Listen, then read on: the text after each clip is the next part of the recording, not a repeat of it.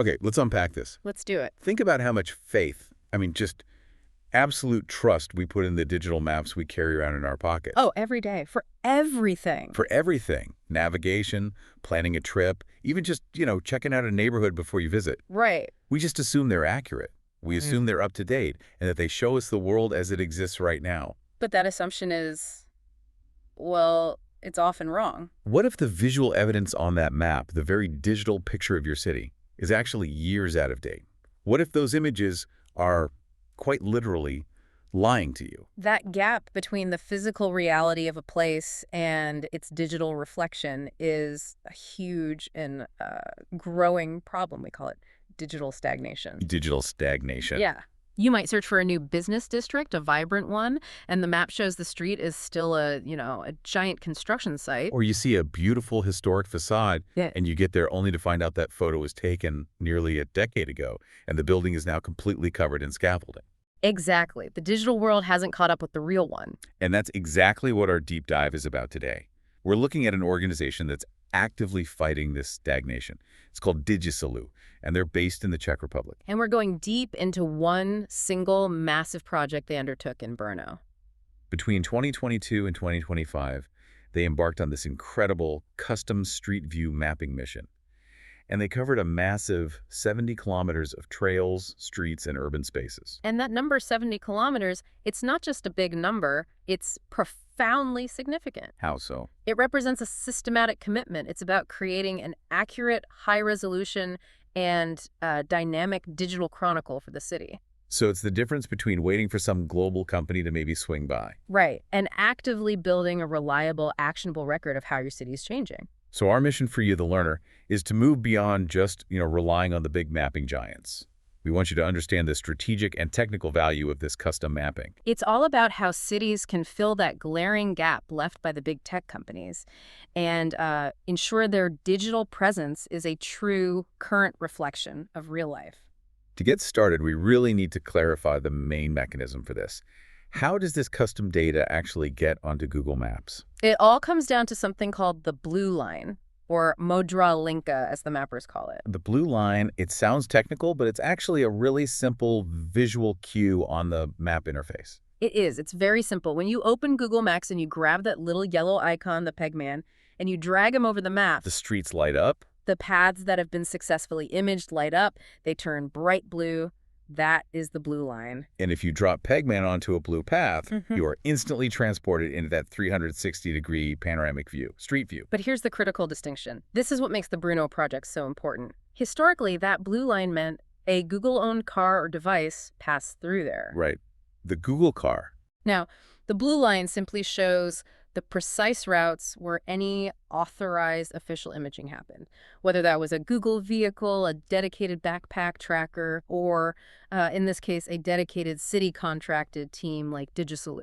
So they're adding their own blue strokes onto this global canvas. Exactly. And the absence of that blue line, well, that reveals the scope of the problem. As the sources say, if you drop pigment onto a path that you know exists in reality, but it doesn't have that blue overlay. Nothing happens. Nothing. That path, that street, that trail is digitally invisible. And that blank space, that's what those 70 kilometers in Brno are designed to eliminate. This brings us to a feature that really elevates the map from just a navigation tool to, it's an essential urban archive. It really is. Here's where it gets really interesting.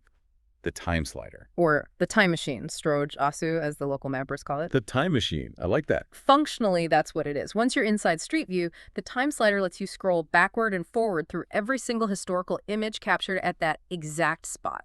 So it turns a static snapshot into a historical timeline. Precisely. On a desktop, the older interface had a little clock icon or an arrow near the date. Right, I remember that. But now, as the interface evolves, you often have to look for something a little less obvious. It says, display more terms, or zobrazit vice terminu.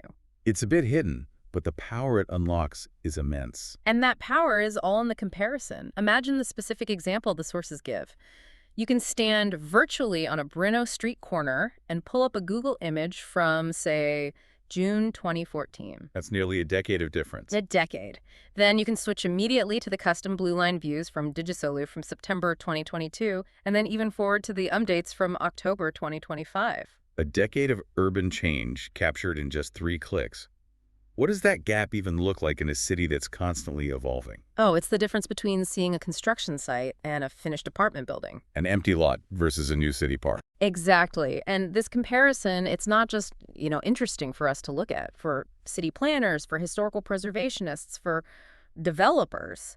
It's invaluable. In what way? It confirms completion dates for projects, it tracks the sequence of public works, it documents how environmental policies, like planting new trees, are progressing over time. It's no longer just navigation. It's a high-resolution, time-stamped historical archive of development. That's the perfect way to put it. It sounds like an essential feature, but that decade-long gap immediately brings us back to the central problem here: digital stagnation. Why is this custom effort necessary if these tech giants are supposed to be constantly mapping the world? Simply put, the sheer scale of the task is just. It's beyond the resources or even the priorities of any single company. So they have to pick and choose. They do. They prioritize major arteries, highly populated cities, commercial districts, secondary routes, bike paths, and crucial feeder cities like Brno can be neglected for years. The source material says the gap can often be 5, 6, even 7 years between Google sweeps. That's right. And what are the real-world consequences of a 7-year-old photograph being the main source of digital truth? Well, the street views you get are unreliable. Or worse, they're actively misleading. Right. The sources mention outdated images showing old building facades that have been replaced, sidewalks that have been completely rebuilt but appear as non-existent. Or, and this must be so frustrating, streets that were under massive construction but have been perfectly fine and repaired for years. Yes. The physical reality is now way ahead of the digital record. I can immediately see the negative commercial impact of that.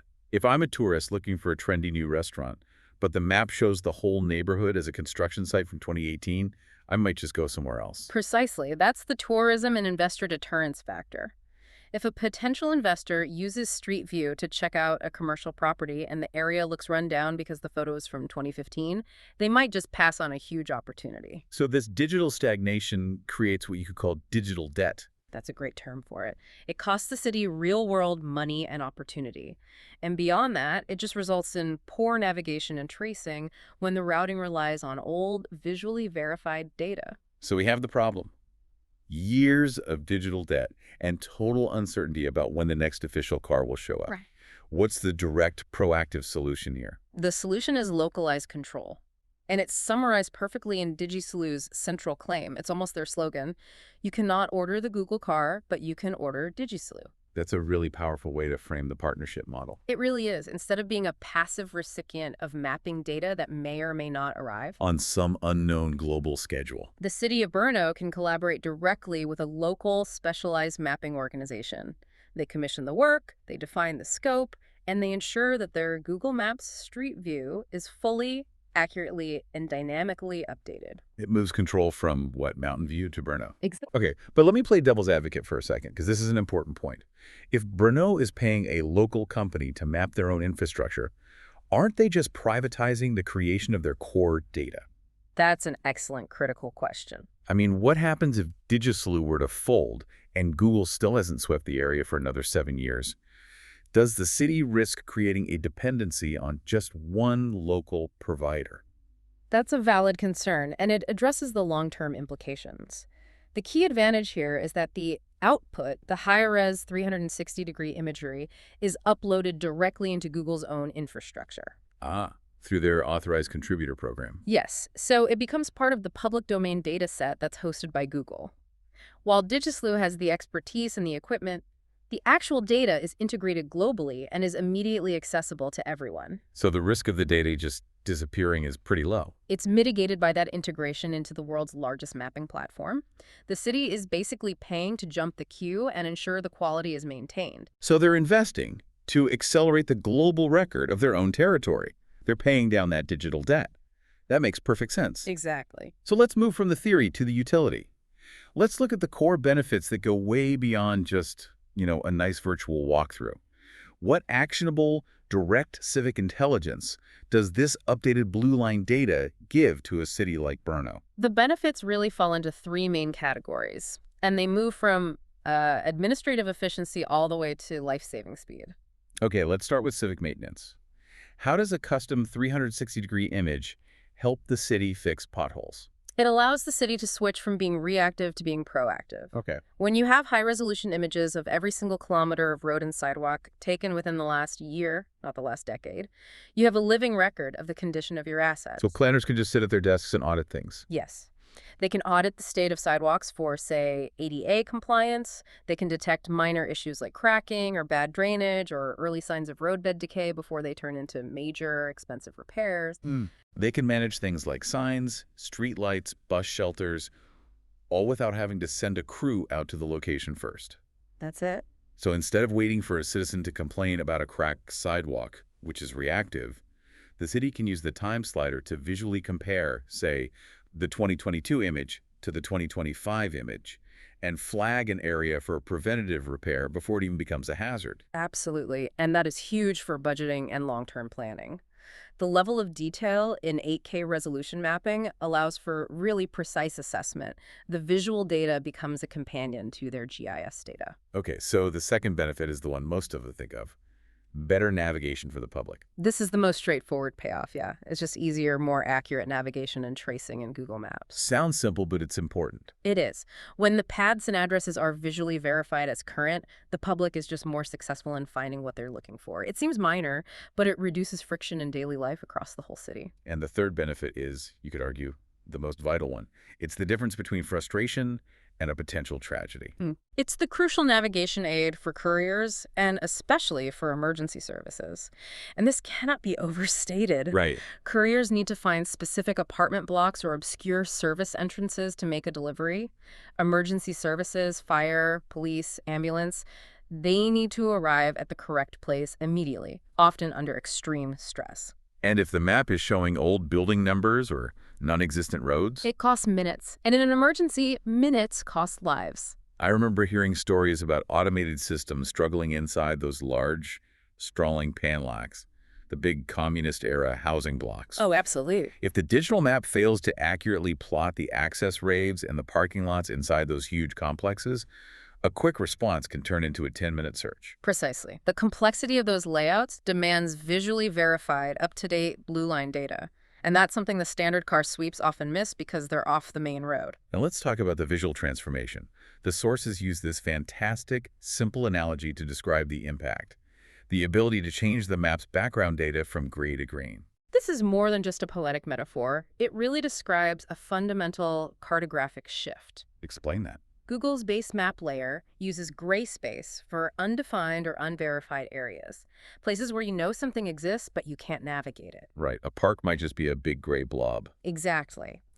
When a custom mapper like Digisolu submits precise GPX data, the GPS track, and the verified 360-degree imagery, they are proving that path exists and is functional. And what happens then in the system? The map is forced to update.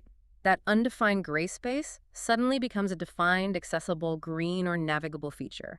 A footpath, a correctly rendered park access road, a clear tracing line. And this is particularly crucial for newly developed areas. It is. The Novazbrzovka area is the perfect case study for this. It was an area undergoing massive urban renewal. A former industrial zone, right? Yes. Digisolu specifically focused on updating the map for this zone in 2023. Before they did that, it might have been an undefined large gray blob on the map. Afterward, it became a detailed, current, and fully traceable area reflecting the modern layout. So that visual shift from gray to green is the central goal. It's the core of infrastructure mapping. It's impressive, and it speaks to the commitment of the city of Brno. Just to reiterate the scale of that commitment, 70 kilometers mapped over 3 years. That's a massive undertaking. And importantly, it wasn't just, a few easy central squares. The geographic coverage mentioned in the sources is highly diverse. It spans the whole character of the city. It does. From the recreational area of Prigl, the Brno Reservoir, through residential districts like Komín and Pisarki into the dense Brno center, and then out to industrial and mixed-use areas like Melomushis. And even covering the rugged, complex terrain of Haiti Hill. They really ensured the digital chronicle reflects the city's full demographic and geographical spectrum. Okay, we've established the why and the scale. So now let's take a curated virtual tour of these 70 kilometers to understand the specific lessons learned. A good approach. Each location is like a little micro-case study. Let's group them by the problem they solve. Let's start with archival value and technical evolution. We want to understand what that time slider truly unlocks and how far the mapping tech has come. We can use the examples of Lushenki Park, Zelny Churo, and Brno Sad for this. Okay. Lushenki Park is a beautiful green space, and its mapping shows the value of high-frequency updates. You can pull up the 2022 snapshot and compare it with the 2025 view, and you can track subtle differences in the foliage, the maintenance. It's the simplest benefit, dynamic seasonal recording. But the value goes deeper when we look at Zelny Churo, the Central Market Square, or Zelia. Yes. This illustrates the power of seasonal and time-specific data capture. What do you mean by that? Maps usually give you a very homogeneous view, bright, midday, midsummer. But Digisolu captured the Zelny Churo Christmas tree in January 2023. Oh, that's a great detail. But more importantly, the photograph was taken early in the morning. This gives you a completely different context of the city center. The quiet, the lighting, the atmosphere, right after the holidays before the market crowds arrive. It's the difference between functional data and a true, memorable visual record of the city's actual life. Exactly. And if we look at Brno Sad, we see the remarkable technical leap that allows this richer data capture to even happen. Okay, talk us through that evolution. How did the process change for the mappers? This source material gives a really clear comparison. If you look back at the older mapping done in August 2018, the resolution was okay, around 5.7K. But critically, because of software limitations and Google's older permissions, the mappers couldn't generate a continuous path. So what'd they have to do? They had to manually stitch individual 360-degree photos together. They called it mousework. Oh, wow. It was incredibly laborious, and it was prone to little misalignments. So every few feet they had to stop, take a picture, and then later manually connect it to the previous one. That sounds exhausting. And very inefficient. Now contrast that with the new method. The March 2025 mapping they did is in high-resolution 8K and is captured seamlessly in a continuous, smooth path. The equipment does the work. The equipment allows for real-time path tracking and image processing that drastically cuts down on post-production labor while improving the quality. It's a shift from digital photography to digital cinematography of the street. That technical dedication means they're generating not just more data, but exponentially better data. Precisely. And that better data is essential when you're tackling our next big problem, the path tracing challenge. This is where we look at areas that Google's automated systems really struggle with. Paths that are not paved roads. We can contrast Wilson Forest with the Technical Museum area. Wilson Forest, or Wilczek, is a great example of a natural path failure. It was mapped in September 2022, and the mappers noted this really frustrating technical issue. What happened? When they reviewed their recorded track, the blue line automatically connected their path to the nearest main road, completely skipping the actual dirt and gravel trails they had just walked. Why would the map do that? Why would the system ignore the real path? Because Google's automated algorithm relies on established cartographic data.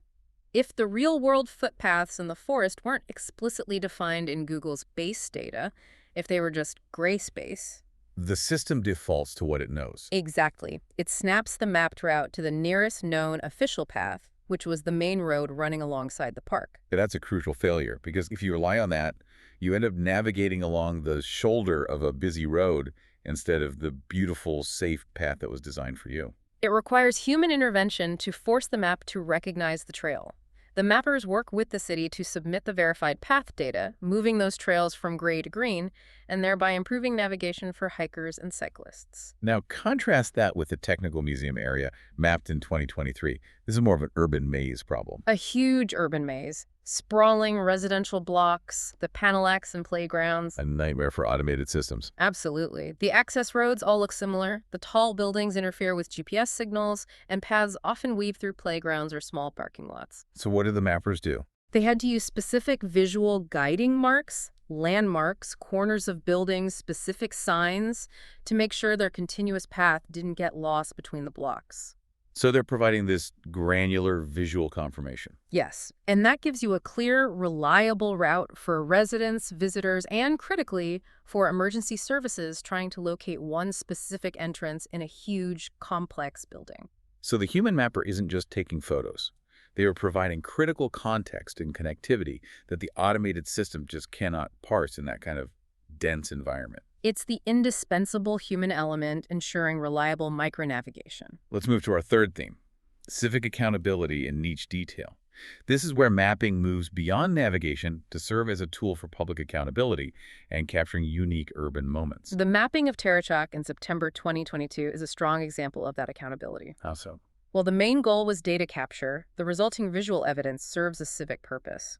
The view from Terechok included a specific documented note highlighting illegally parked cars on the sidewalk, Blocking pedestrians. actively obstructing them.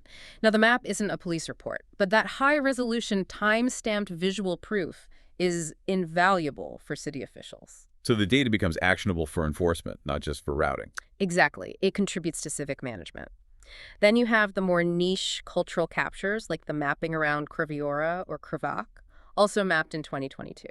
This location had a moment of technical humor, didn't it? It did.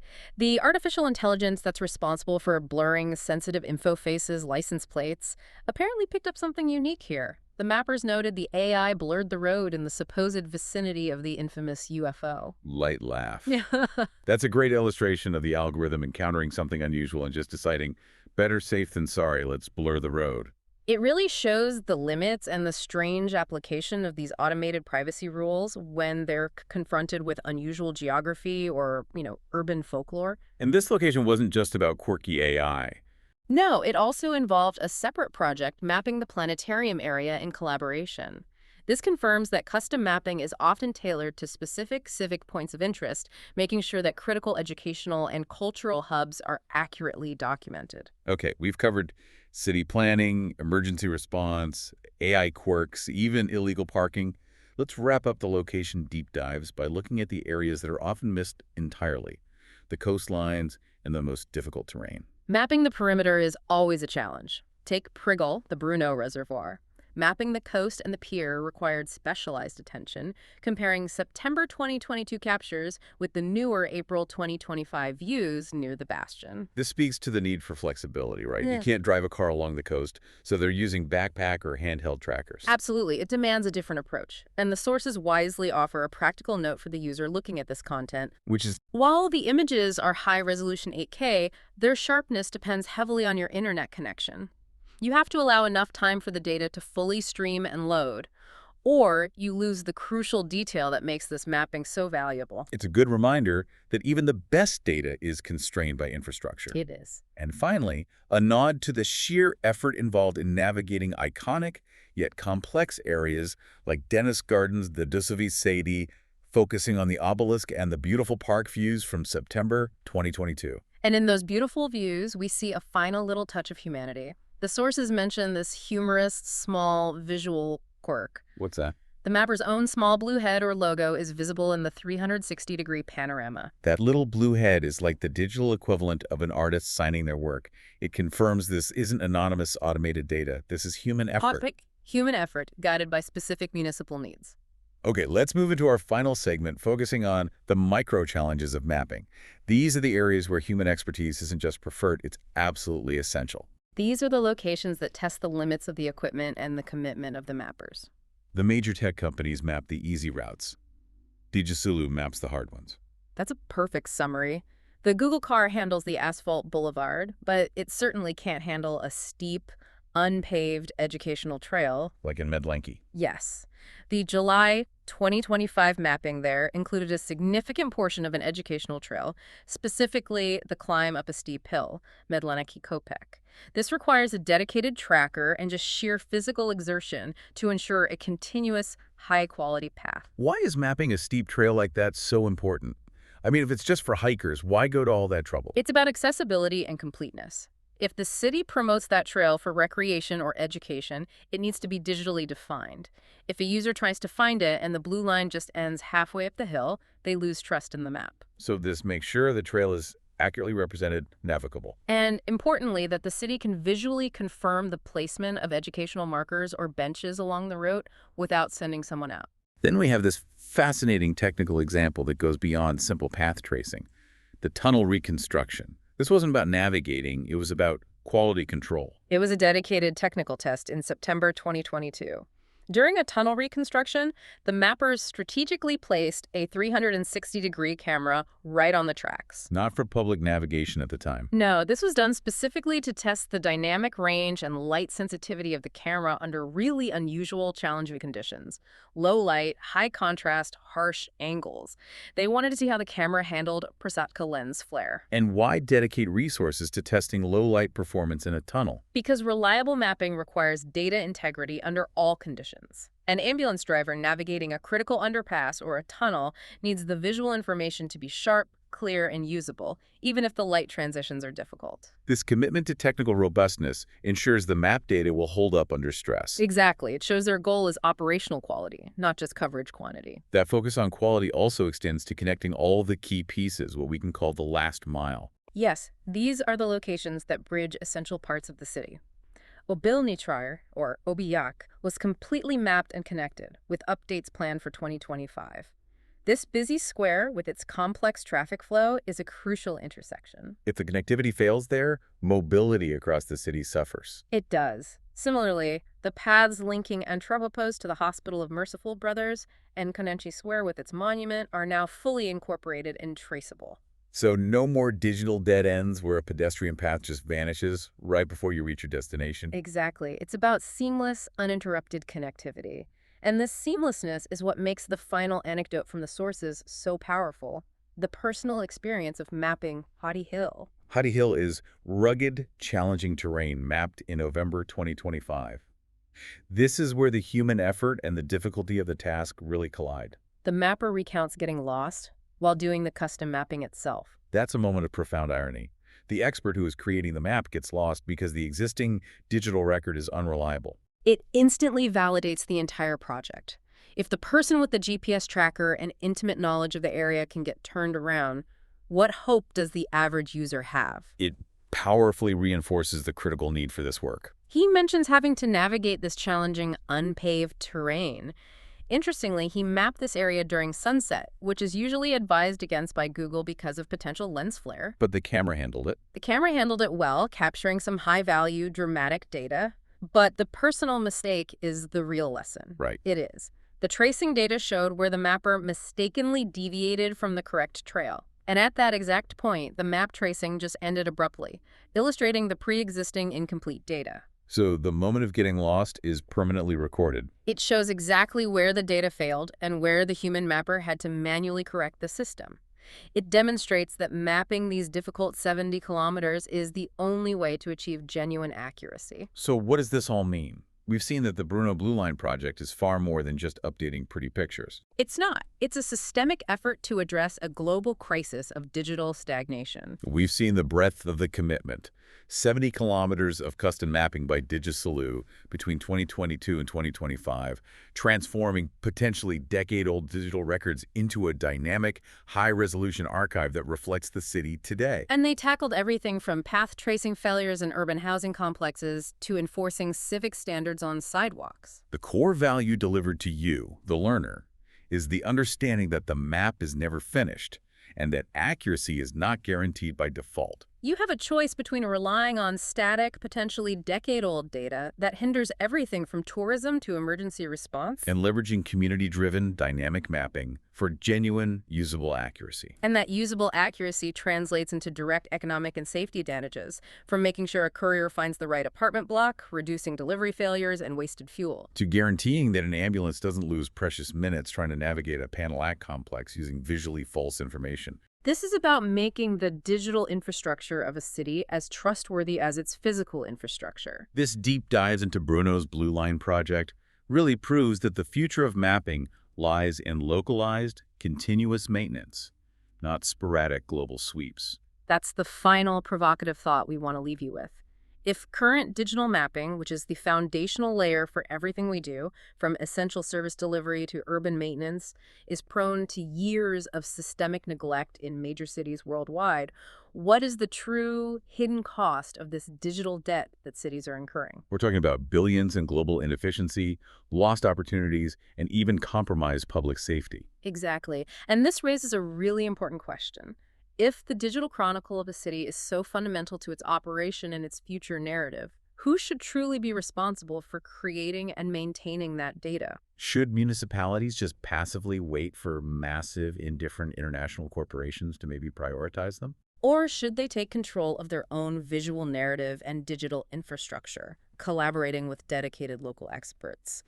The model used in Brno suggests a powerful, autonomous path forward. Something to mull over the next time you drop that pigment onto a blue line. And if this model of localized digital stewardship interests you, you might consider exploring the other non-Brno Street View projects mentioned on the Digisolu website to see how this model is being applied to other challenges and environments.